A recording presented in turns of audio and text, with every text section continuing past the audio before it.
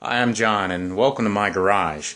I have a 2007 Honda Ridgeline, and I'm going to change out the radiator. It was leaking antifreeze, and trying to figure out where it was coming from. Finally figured it out. We'll go into that a little bit more later. I'm going to talk a little bit about your work area preparation. Alright, so work area preparation. What I've done is I've already preemptively put my car up on jack stands. Now, it's really important for safety purposes when you're putting your car up on jack stands to make sure it's secure. I actually left the jack there in place and then a second set of jack stands as a standby. I don't want this thing coming down on me. I work by myself. Also, when you're using a vehicle that has the rear wheels that are freewheeling, such as the Ridgeline is when in the four-wheel drive is not being utilized, blocking up the rear wheels so it doesn't roll backwards is really important. In my videos I tend to use a lot of humor, and it's funny to me, not necessarily everybody else, so if you can't tell the difference between my humor, feel free to comment below. In the workspace that I like to work in, I like to make sure there's plenty of bicycles and things in the way, scooters. There's nothing like tripping over stuff to keep your work area fun.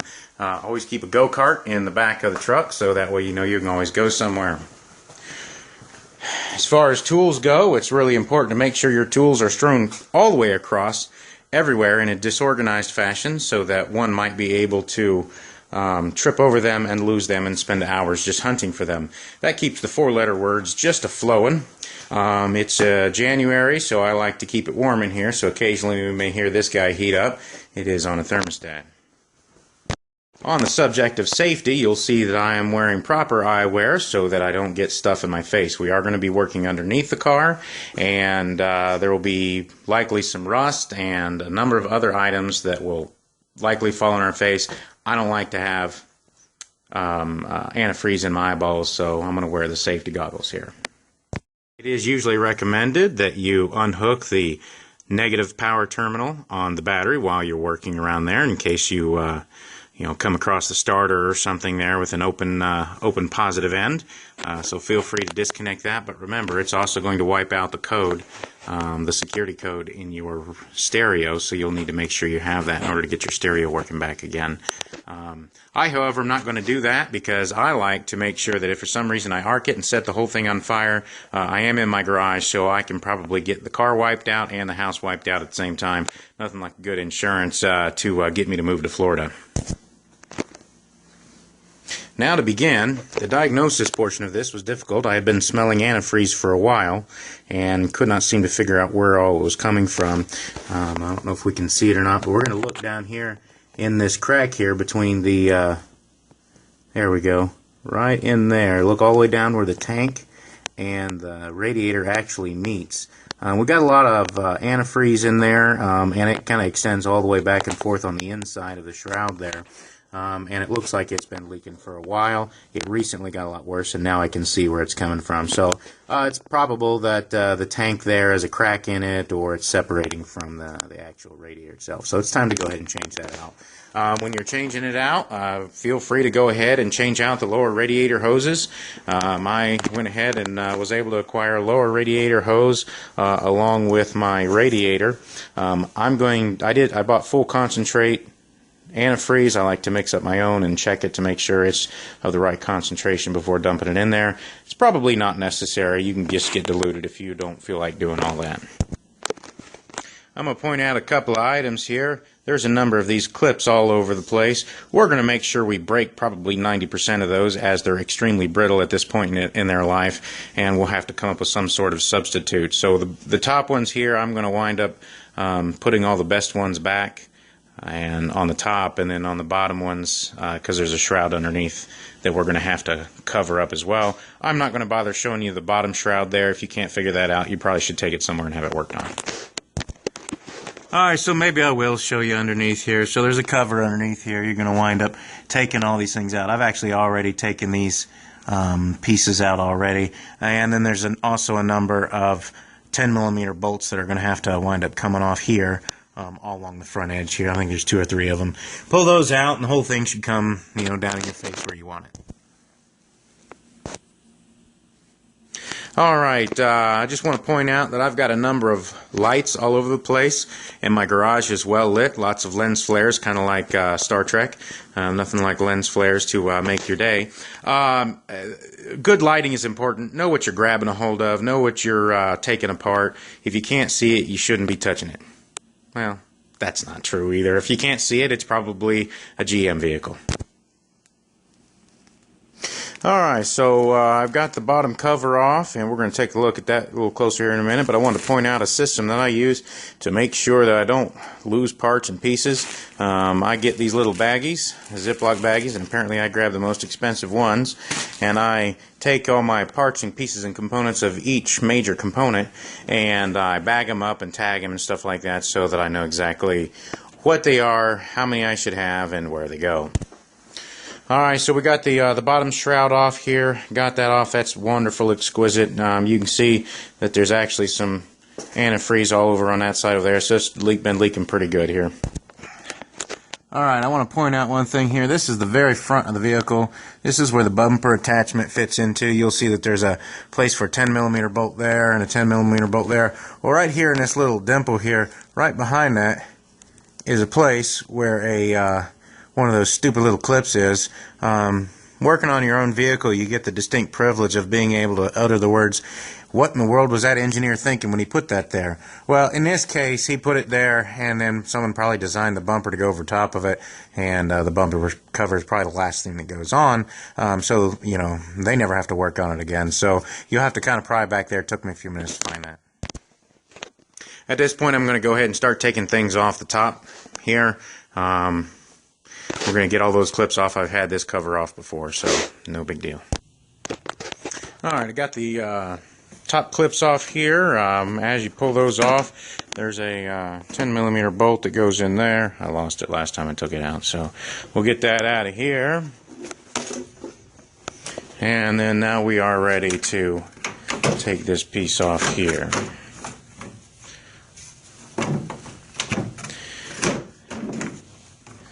There we go, comes off just like that.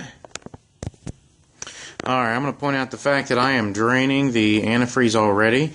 Get started on that early because it does take a little bit of time. I went ahead and got mine started while I was pulling those clips off the top there. It does take a few minutes for it to come out. And if we crawl up underneath here and take a look, you can see right there's a little stopcock to loosen it up to get it to drain out. There is an access port in the plastic cover, but you might as well just go and pull that cover off since it's got to come anyway, and then you can drain it without that cover in your way. That is all the antifreeze that actually came out, so just a little less than a gallon is in there. I bought 2 gallons of full concentrate, so probably not going to need all that, obviously. I don't know how much is probably still left in there, but that's all that has drained out so far. Check with your local parts stores. They'll be able to tell you the best way to dispose of this. In the past, I've seen people dump it down drains, stuff like that. I don't recommend that. Find out exactly what's right in your local area, and your auto parts stores will be the best ones to tell you that. It's always good to have a nice refrigerator in your garage here, mainly because I like my beverages of choice for whatever project you're working on. Today's brought to you by Diet Mountain Dew, Breakfast of Champions. That's probably the wrong one, but that's my favorite. And nothing says working on a car like good tunes. Yeah. Make sure your stereo's hooked up and jamming, because you want to make sure that you are well entertained while you're busy getting angry. Alright, so I'm going to point out here, there were some 10mm bolts here. This is what holds the actual radiator on here, that bracket there. And then over here, there's a bracket for the hood stick, hood prop, whatever you want to call it. And that was kind of hanging out over in the way here. We'll go ahead and get that out of the way. We don't need that in our way. Now, as you can see, that leaves the radiator open and free here. I'm going to pull the shroud, the fans, everything out all in one piece and work on it out here. But that also means I'm going to have to disconnect the electrical connections here and get those out of the way. So, looks like I got a hose here, and I'm going to take a look at a few things underneath just to see what we got. Alright, so what we have underneath here is, here's the lower radiator hose. You can see actually that clamp's pretty rusty, so I may go back to the parts store and get me another one of those. We got some oil cooler lines here. and over here. So we're going to have to disconnect those. I'm told that there's a special tool for them, but nothing says Shea Chi mechanic like getting some pliers on it and just getting those out of the way. So we're going to get that out of the way. Hopefully we don't break anything. I'm a big fan of not breaking stuff, but, you know, it happens. So we're going to get these out of the way and everything, and I don't think there's anything else in there. I don't see anything else. I'm going to use my phone to scope things out a bit. It looks like I might be able to just pull this whole thing out. Yeah. I know. Bear with me. I'm using my phone as a periscope. Yeah, those Navy folk. Yeah. It's pretty good. Alright, yeah, I think that's it. So we'll get those hoses off there. That's going to make a nice mess. These are oil transmission cooling lines, so we'll probably make a mess with that, so that'll be fun to lay in.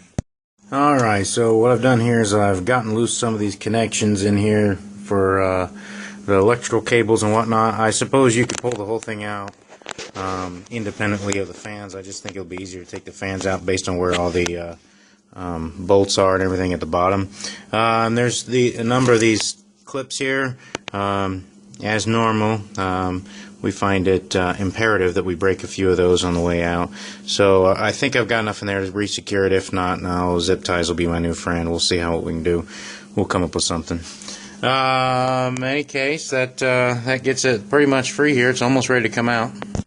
Alright, so the next step in here was to make sure I got rid of all these wires and connections that were connected to the shroud here.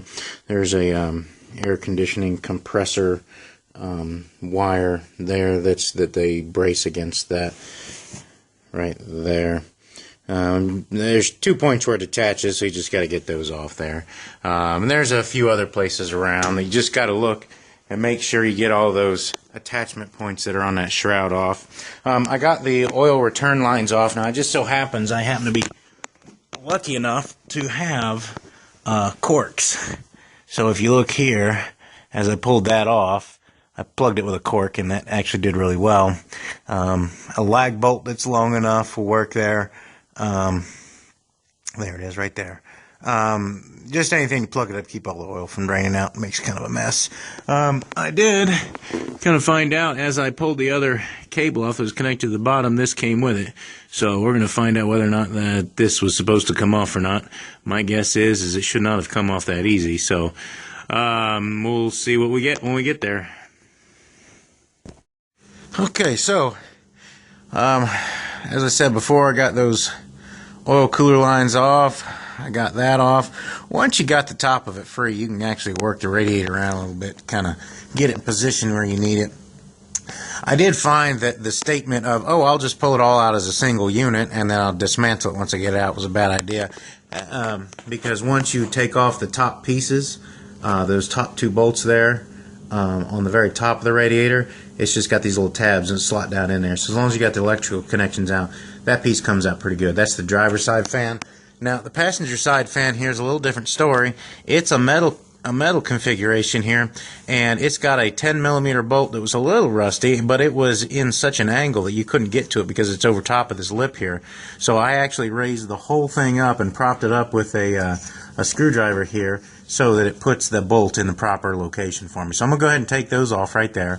And those electrical connections are still stuck in there, but that should allow me to just move it out of the way for now.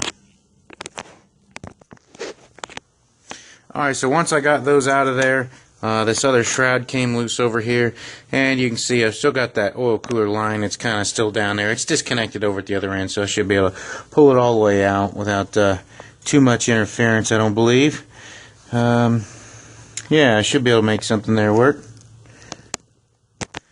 Alright, so I was able to go ahead and pull that out of there. Had to get this other line over here. Had a little bracket connected to it. So here's where that other piece came out at. Little nozzle, the oil cooler line right there. That was probably not supposed to come off. Taking a look at the new one here. Here's the new radiator. Both of those fittings are already on there. So we'll get this oil cooler line disconnected from here. We'll get it shifted over to the other one and get that in place. So take a look over here. So as we look down in here, we can see where everything sits into. We're going to get some of this debris out of here and move a few things out of the way.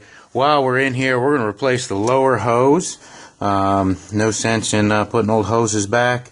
I may even swap out that lower hose clamp with the upper one. They didn't have any upper hoses, and if I can, I'll use the upper hose clamp on the lower hose there and then replace that upper hose at a later time. So for now, we're going to go ahead and kind of clean this compartment out a little bit, get some of that hardware swapped over, and then we'll start the reinstallation. Alright, so I got this piece off right here, and it does fit back appropriately right into this location here. That hose will go on there when we get it in there. I'm going to wait till I get the whole thing in there and put it in there. On the old one, the bottom ones were so rusty, I just wound up twisting the heads right off of them. So not much I can do about that. I'm going to take the ones from the top and put them on the bottom so I can at least get this thing installed in there. I may have to run to the hardware store and grab some new ones for the top. No big deal. Alright, so I got the new one in there. Probably should have waited till after I replaced this lower hose over here. So right here is the connection for the lower hose. I moved the bottom hose clamp up top because it was a little bit more rusty, and I'll put the better one down below. Hopefully it'll last a little longer. I recommend putting new clamps on there. I should have done that, but I did not. So that's what I'm going to do for now. But I did get the lower one on there. You should do that before you get into putting it in, because then you start getting all these little nicks and things and start folding over fins, and that's rather unhandy. So get that one in there. The bottom one was a little tough to get off. At this junction right here is real hard to get off. You know, what I wound up doing is just, I took a knife and I just cut it open. You just you're getting rid of it anyway, so just go ahead and cut that thing off. Don't mess around with it. Now be careful not to scrape up the fitting on it. You don't want that leaking. But for the most part, that's on there. I just have to get the oil lines going, and we're going to move on from there. Alright, so what I wound up doing is actually taking this thing all the way out. I took the radiator back out to get that oil line in. You just couldn't see where everything was at, and because engineers can't seem to measure, I had to cut the little rubber hose there that goes over to the other tubes in order to make everything fit. So got that on there, stuck it back down in there, and now I'm ready to hook all the other lines up.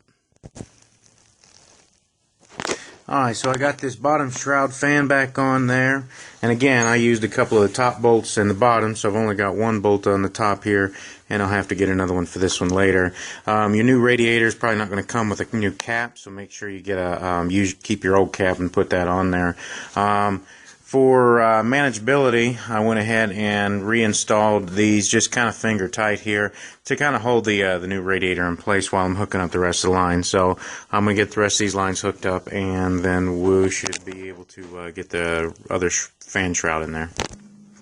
Alright, so I got all the lower lines installed, all the oil lines, all the lower radiator hose there. I got that all in there. Those corks work really good to hold that in place. Pretty much got almost everything cinched up down there as far as functionality goes.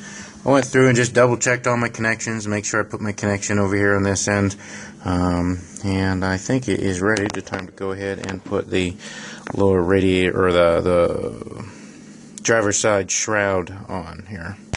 Alright, so the shroud went back in there okay. Again, I just stuck one bolt over here for now until I get another one here. This hose fit right back, lined right back up.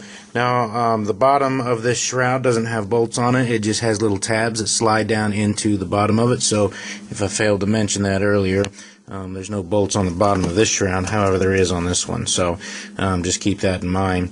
I'm going to go ahead and make sure I cinch this up and go ahead and put all the hardware back up top here to hold the radiator in place. Alright, so I got everything cinched up top here, all the hoses and everything, wires, cables, and everything back together. It's time to start filling it up, and I went ahead and diluted my first gallon of antifreeze, and of course the super dark green stuff's what I pulled out, and the Prestone antifreeze is what I'm putting back in. So I've got 1 gallon in it. I think I might have been a little low, so I'll get a little bit more in there. So I went ahead and got the air intake and this top shroud put back on place and put all these lovely little pins and pieces back in place there. So those retaining clips, they go in pretty easily. I put they filled everything up. Everything looks great. We're going to go ahead and get it started up here and get it warmed up and see what happens. Oh yeah, as a safety note, make sure you open your garage door. Alright, so we got stuff running here. We're going to give it a minute to warm up. We're going to be looking for any leaks or anything like that that might be fun to have to deal with. So we're going to look around.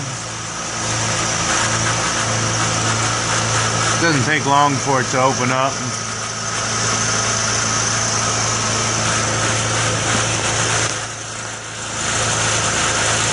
So far, it looks like everything's holding, but we just started it, so.